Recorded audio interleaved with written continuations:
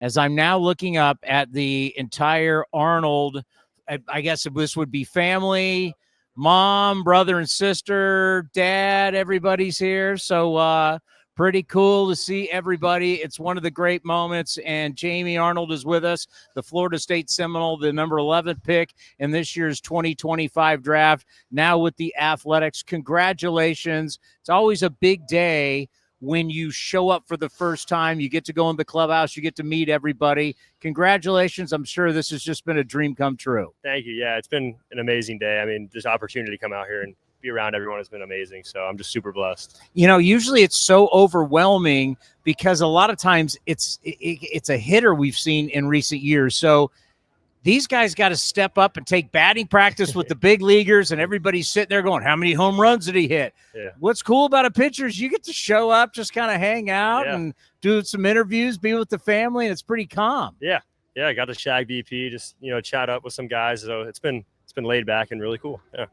So what was it like when you first got the news, pick number 11, you now know where your home is? Just take us through the whole family, the reaction, everything, when you finally – you get picked and you know you're going to sign it and this is your future. Yeah, that's kind of when it all set in for me, because obviously leading up to the draft, you don't know where you're going to go. So, once I got the call and I knew I was going to be an A, like it kind of all set in for me and it felt real. And, thinking about this team, it's such a young team and, we're moving to Vegas. So I was super excited and, I'm super happy to be here. And not many people right now in the world of baseball can flex on Nick Kurtz. If there is one man who can flex on Nick Kurtz right now, as we were just showing, what Nick Kurtz is doing is historic. It is truly incredible what he's done in the first part of his career, what he's done in the month of July, what he's done during this 13-game hitting streak. But the Florida State Seminole here got to go up against him at Wake Forest. Yeah. I'm hearing 2 at-bats. Is that correct? Yeah, if you take away my freshman year, I'd had a pretty good stat line off him, but he got me my freshman year, but sophomore year I had 2 at-bats, 2 strikeouts and 1 intentional walk, which I was a little upset about. And by the way, those 2 strikeouts I'm hearing were in 6 pitches. Yes. Yeah. So you're like the Nick Kurtz whisperer. You're like the only guy out there. I guess. Yeah, you could say. When you've talked to David Forrest and you talked to, everybody when you got here, have they given you a plan the rest of the way? Because there's not a whole lot of minor league baseball left. Yeah. So I was in Phoenix all week, getting settled in the complex. So I got a throwing program. I should be, ramping up till the end of the fall. So just really trying to build up, getting ready for the spring. So. Yeah, when we saw pictures of you down at Fitch Park, and a lot of people are like, wow, we're sending him down to the desert. I'm like, well, he's from the Southeast, so he's used to really hot and humid. Yeah. Now welcome to what we call dry heat. Yeah. How was your time down in Arizona? It hasn't been too bad. It's only been like 105, I think. Yeah. So, I mean, for Arizona, it's not that bad. I know last year, that first week, they were saying it was like 115, so we're lucky. But, yeah, it hasn't been too bad. I'm not sweating as much as I would at home, which I love, so. All right, so how much have you been able to throw since the end of your guys' season? Yeah, I didn't pick up a ball until Monday of this week or of last week. So it was 6 weeks off, and that's longer than I've ever taken off, but it was weird circumstances, with the draft coming up. So my arm feels good, though, getting ready to throw again and, moving into this ramp-up period. So how much do you think you'll get in this year? How much are you going to pitch the rest of the way? I think I'll have a couple innings towards the end of the fall. Just in live at-bats or some game, just the end of the fall league. So just looking forward to that.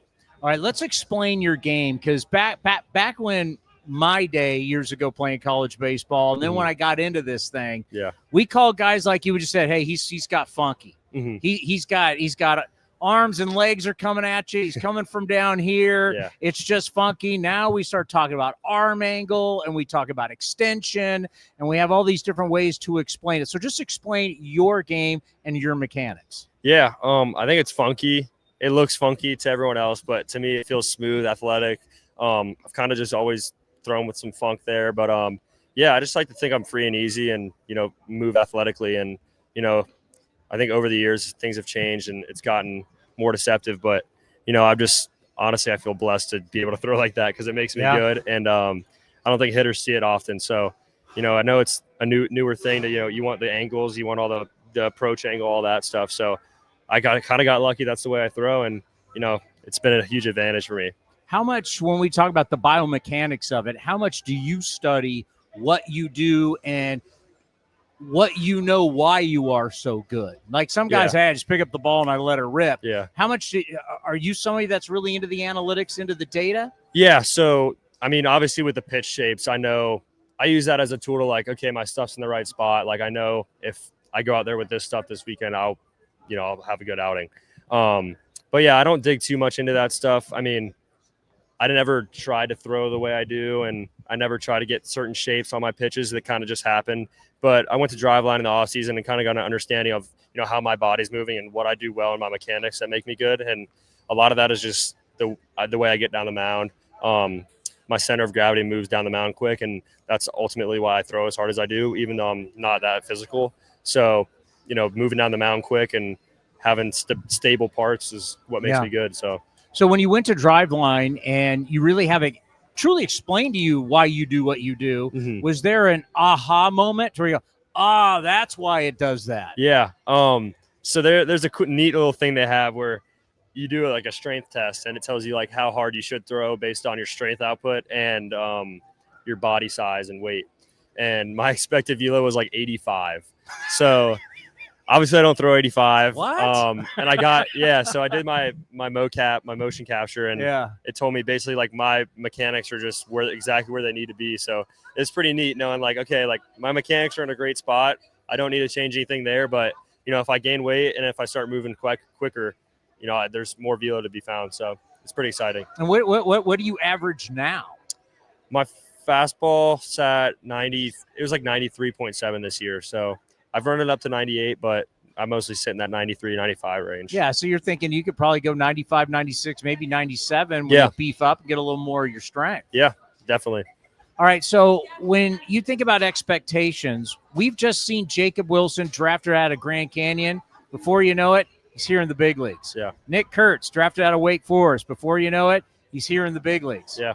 So the last two guys that were drafted out of college were here the next year. That means if you stay on that progression, you'll be here in the big leagues next year. Yeah. When you set goals for yourself, what are the goals that you're setting for yourself right now as a potential big leaguer? Yeah, that's kind of always been the goal is, I know my stuff can play at this level.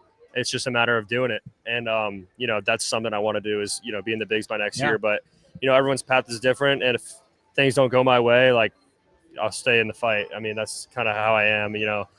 I just appreciate every day I have to play baseball. So if I keep that mindset, I think things will go in the right place for me. Well, the thing that you said, which is so key, is the word is deception.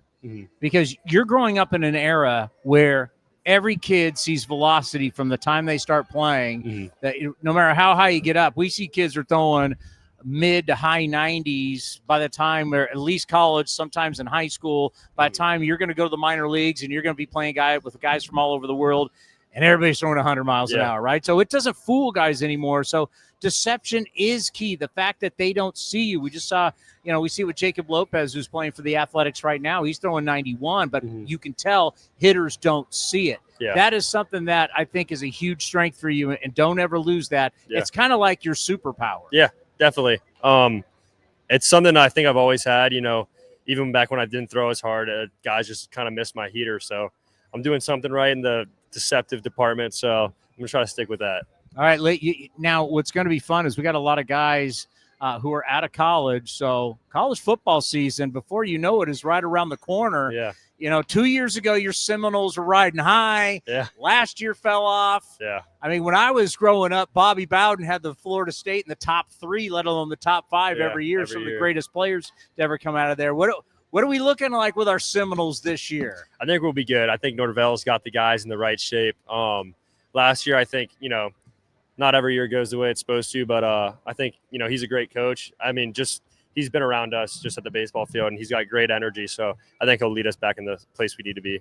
Well, this is the show that we're hopefully going to have you on for like the next, I don't know if I'll be around another 15 years, but something like that, like another 10, 15 years. Yeah. We hope to have you on. I hope to see you next year because I'm thinking, if Jacob Wilson did it, Nick Kurtz did it. Yeah. Why can't you do it? Yeah. I plan on seeing. I'll see you at spring training. We'll have you on again spring training. We'll be checking in with you all the time. But I expect to have you here next year. I got you. I'll do my best. Those are the goals. I know they're lofty goals. Yeah.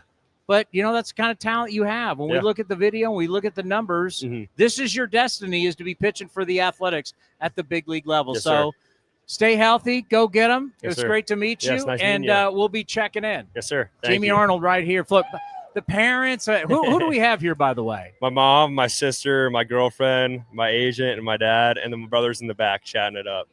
Very proud. Very proud. Very proud, right? Couldn't be here without them, so. Was draft day, by the way, with the whole family and everything? It was like everyone that's ever been a part of my life. So it was awesome having them there. It's crazy nowadays because back in our day when you if someone got drafted, you just got a phone call. Yeah. Hey, this is so and so from the Phillies. We just took you in the.